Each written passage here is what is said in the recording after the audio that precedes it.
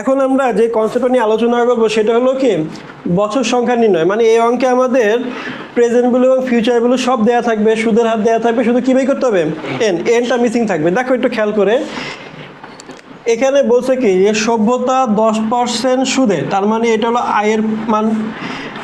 ব্যাংকে 3 লাখ টাকা জমা করলে কত বছর পরে, কত বছর বলছে, তার মানে আমাদের এনটা এখানে জানি না, কত বছর পরে কত হবে 5 লাখ টাকা। তাহলে কত বছর পরে বললে তার মানে ফিউচার ভ্যালুর কথা বলছে, এটা কিসের কথা বলছে?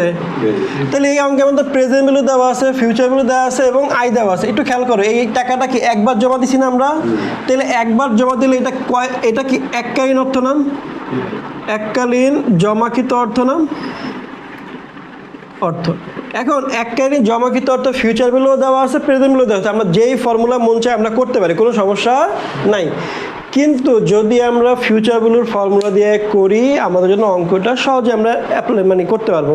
এই জন্য এই অঙ্কে আমরা ফিউচার ভ্যালুর এককালীন অঙ্কের যে কনসেপ্ট আছে সেই কনসেপ্টটা আমরা অ্যাপ্লাই করবো। পূর্বে আমরা ক্লাসে বুঝিয়ে দিছি যে ফিউচার ভ্যালুর এককালীন অর্থের ফর্মুলা কীভাবে কী কাজ করে।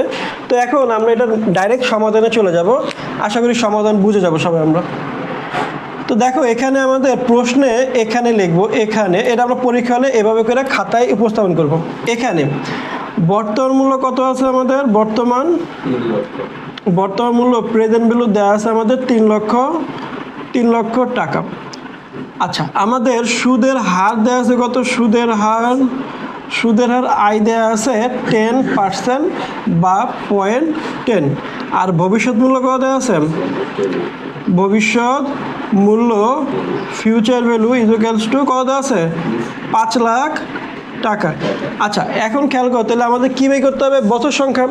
তাহলে বছর এন ইকুয়ালস টু হোয়াট? এখন দেখো কী লিখবো আমরা জানি ভবিষ্যৎ মূল্য future value equals to present value 1 + i⁻n। এখন এটা ফর্মুলা কেন এরকম হলো আমরা ক্লাসে অলরেডি পড়াইছি, এখন আর এগুলি বোঝার দরকার নেই, আগে ক্লাসগুলো ভালো করে দেখলে আমরা বুঝতে পারবো, ঠিক আছে? আচ্ছা, এখন দেখো এই প্রেজেন্ট ভ্যালুর মান কত দেওয়া আছে আমাদের এখানে? 3 লাখ টাকা। তো 3 লাখ টাকা এখানে লিখবো 1 + i এর মান কত? 0.10⁻n। আর এখানে ফিউচার ভ্যালু কত আছে? 5 লাখ টাকা। এবার দেখো একটু খেয়াল করে, এই 5 লাখ, 3 লাখ আর এই 3 লাখের সাথে সম্পর্ক কীরকম? গুণের সম্পর্ক না?